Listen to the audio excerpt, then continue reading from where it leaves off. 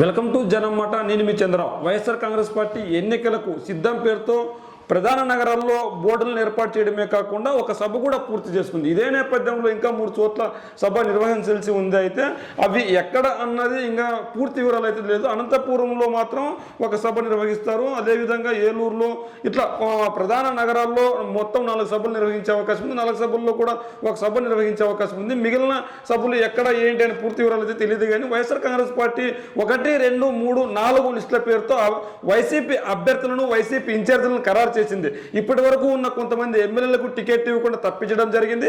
అదేవిధంగా కొత్త వాళ్ళకి ఛాన్స్ ఇస్తూ వచ్చింది. అయితే కొంతమంది ఎమ్మెల్యే అభ్యర్థులని పక్క స్థానంలోకి మార్చడం జరిగింది.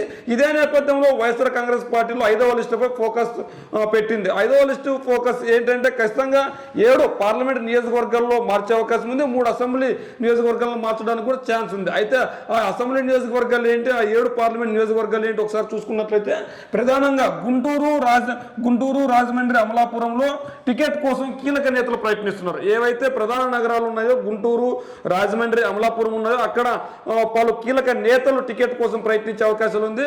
ఖచ్చితంగా ఎవరికి టికెట్ వస్తుంది ఎవరికి రాదన్నది ఇంకా సన్నిధంలో ఉంది. అయితే ఆ కీలక నేతలు ఎవరు ఏంటి ఒకసారి మనం చూసుకున్నట్లయితే ఇక్కడ 7 లోక్సభ 3 అసెంబ్లీ సీట్లకు మార్చే అవకాశం ఉంది వైఎస్ఆర్ కాంగ్రెస్ పార్టీ. గుంటూరు ఎంపీ టికెట్కి కాబట్టి మనోహర్కు ఛాన్సు. అయితే ఆయన టికెట్ కోసం ఆయన ప్రయత్నిస్తున్నారు, మిగిలిన వాళ్ళు కూడా ప్రయత్నిస్తున్నారు. ఆయనకి టికెట్ ఇస్తారా ఇయర్ అన్నది 5వ లిస్టులో అయితే ఉంది. అయితే ఎవరిని తప్పిస్తారని కూడా ఉత్కంఠభరితంగా ఉంది. మరి 5వ లిస్టు ఫైనల్ అంటే ఖచ్చితంగా ఫైనల్ అని చెప్పాలి. ఎందుకంటే వైఎస్ఆర్ కాంగ్రెస్ పార్టీ ఎన్నికలు కూడా సిద్ధమైపోయింది, ప్రచారం కూడా మొదలెట్టింది. వైసీపీ కార్యకర్తలందరినీ ఒక చోటగా పిలుచుకొని జగన్మోహన్ రెడ్డి గారు ఎన్నికలకు ఎలా వెళ్ళాలి ఏం కథ అన్న సన్నిధం కూడా చేస్తున్నారు. అదేవిధంగా సామాజిక సాధికార పేరుతో కూడా ఇప్పటి వరకు కొన్ని సభలు ఏర్పాటు చేశారు. చాలా నియోజకవర్గాలు ఈ సభలు ఘన విజయం అయ్యాయి. ఈ నేపథ్యంలో వైఎస్ఆర్ కాంగ్రెస్ పార్టీ దున్నుడుకు వ్యవహారంతో ముందుకెళ్తుంది. ఏ విధంగా సిద్ధం పేరుతో వైఎస్ఆర్సీపీ ముందుకెళ్తుంది. అదేవిధంగా 7 నియోజకవర్గ అంశాల విషయానికి వస్తే గుంటూరు కాబట్టి మనోహర్, విజయనగరం చంద్రశేఖర్ అనే అభ్యర్థి ప్రయత్నిస్తున్నారు. మచిలీపట్నం ఎంపీ టికెట్ రేసులో సింహాద్రి రమేష్ గారు ఉన్నారు. కాకినాడ ఎంపీ రేసులో చిలమలశెట్టి సునీల్ ఉన్నారు. ఒంగోలు ఎంపీ టికెట్ రేసులో మదిశెట్టి వేణుగోపాల్, చెవిరెడ్డి గారు ఉన్నారు.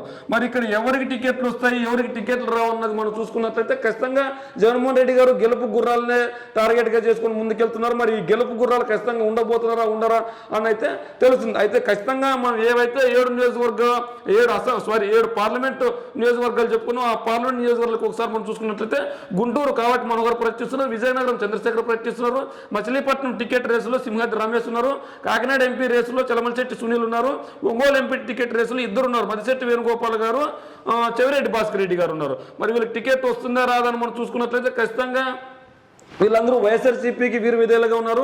వైఎస్ఆర్సీపీలు యాక్టివ్గా పనిచేస్తున్నారు. కొంతమంది కీలక నేతలు కూడా ఉన్నారు. మరి ఇప్పటికే నసరావుపేట ఎంపీ స్థానానికి చాలా మంది పేర్లు వినిపించినా కూడా అక్కడ అనిల్ కుమార్ యాదవ్ పేరు ప్రముఖంగా వినిపిస్తుంది. అనిల్ కుమార్ యాదవ్కి టికెట్ ఇచ్చే అవకాశం ఉంది. ఎందుకంటే ఇంతకు ముందు కూడా నాగార్జున యాదవ్ పేరు బయటకు వచ్చింది. ఎందుకు నాగార్జున యాదవ్ పేరు కావచ్చు అనిల్ కుమార్ యాదవ్ పేరు బయటకు వస్తుందంటే అక్కడున్న 7 అసెంబ్లీ నియోజకవర్గాలు కూడా ఓసీకి సంబంధించిన ఎమ్మెల్యేలు ఉన్నారు అక్కడ.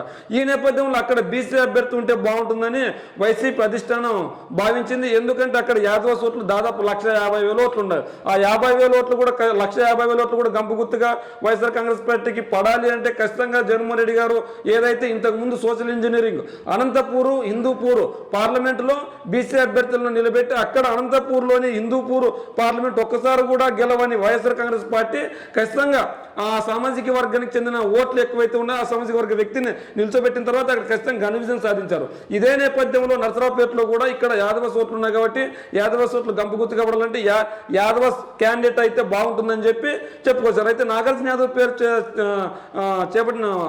సూచించినప్పటికీ కొంతమంది ఎమ్మెల్యే అభ్యర్థులు కొంతమంది సుముఖత చూపలేదు. ఎందుకంటే కొద్దిమంది వ్యతిరేకత కనిపించారు. అందులో భాగంగానే అనిల్ కుమార్ యాదవ్ని తెరపైకి తీసుకొచ్చారు. అనిల్ కుమార్ యాదవ్ అయితే ఇప్పటికే ఆయన ఒక నియోజకవర్గానికి పరిమితమైన నేత కాదు. ఖచ్చితంగా అతను డేర్ అండ్ డాషింగ్తో ప్రజల్లోకి వెళ్తాడు. ఈ నేపథ్యంలో డేర్ అండ్ డాషింగ్తో ముందుకు వెళ్తారు కాబట్టి ఖచ్చితంగా ఆయన రాష్ట్ర నాయకుడు, యాదవస్లో ఒక ఫైర్ బ్రాండ్ ఉన్న నాయకుడు. ఈ నేపథ్యంలో యాదవస్ అంతా తనకు ఓట్లు వేసే అవకాశం ఉంది.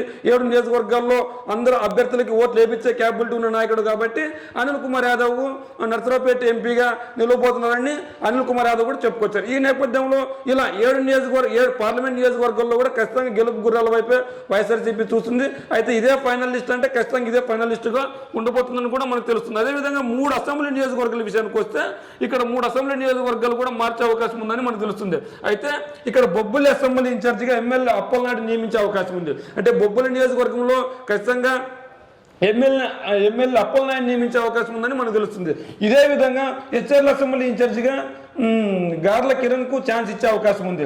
పెందుర్తి అసెంబ్లీ ఇన్ఛార్జిగా ఎమ్మెల్యే అందుప్రాజ్కే ఛాన్స్ అవకాశం ఉంది. అయితే ఇక్కడ ఇంకా బలమైన నేతలు ఎవరన్నా ఉన్నారా అని కసరత్తు చేస్తూనే ఉంది వైసీపీ అధిష్టానం. తాడేపల్లి రాజకీయాలు ఎవరికి అర్థం కాకుండా అయిపోయినాయి. ప్రతిపక్షాలకైతే ఖచ్చితంగా వేచి చూస్తున్నారు. ఏ అభ్యర్థిని నిల్చోబెడతారు, ఎవరు నిల్చోబెడతారని అయోమయంలో ప్రతిపక్ష పార్టీలు ఉన్నాయి. ఎందుకంటే ప్రతిపక్ష పార్టీలు దేవుడెరుగు. వైఎస్ఆర్సీపీలో సరైన వ్యక్తిని, బలమైన వ్యక్తిని బరిలో దింపితే ఖచ్చితంగా విజయ బావట ఎగురవేసే అవకాశం ఉంది.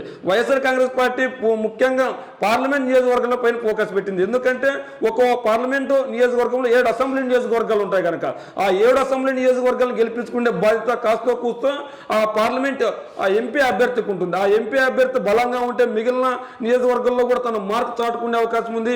ఆ మార్కు చాటే వ్యక్తి ఎవరని చూస్తున్నారు. అందులోనే నర్సరావుపేట విషయానికి వస్తే అనిల్ కుమార్ యాదవ్ తీసుకొని వచ్చారు.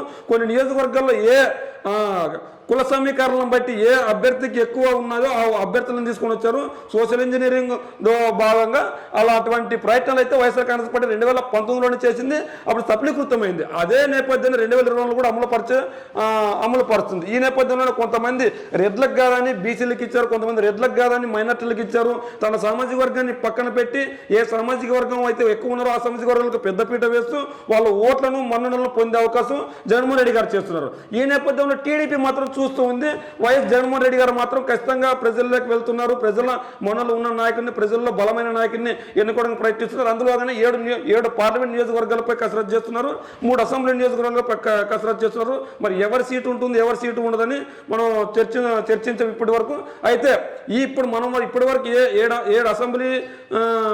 7 పార్లమెంట్ నియోజకవర్గాలు, 3 అసెంబ్లీ నియోజకవర్గాలు మనమైతే చర్చించుకుంటున్నాము. అక్కడ ఎలా ఉంది. పోనీ మీ అసెంబ్లీ నియోజకవర్గంలో ప్రస్తుత ఎమ్మెల్యే అభ్యర్థి ఎవరు, లేదంటే ఎమ్మెల్యే క్యాండిడేట్ ఎవరైతే బాగుంటుందో మీ కామెంట్ రూపంలో తెలియజేయండి.